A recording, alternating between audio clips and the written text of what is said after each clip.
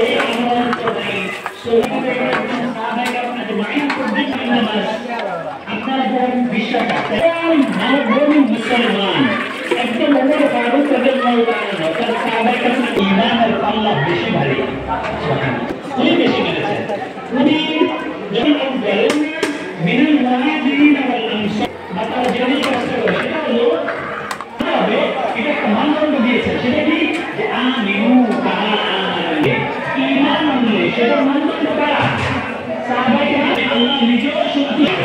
সুবহানাল্লাহ বিহামদি আলোচনা এখানে আছে খুবই গুরুত্বপূর্ণ সেটা হলো যে এই জীবন যাপন করতে যেহেতু দুনিয়া বিরাগী থাকে বিরাগী জীবন যাপন করে তো সে এমনটা করতো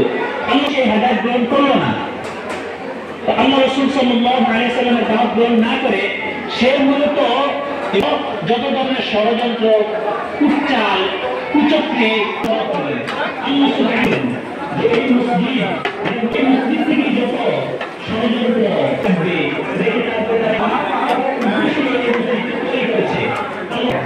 এই মুসলমানদের ভাই এই আয়াতের মধ্যে বলেছেন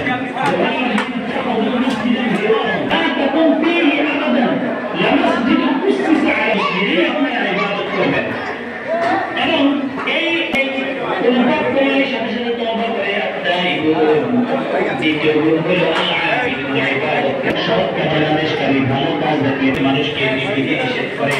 নিষেধ করে সমাজের মধ্যে আনা হবে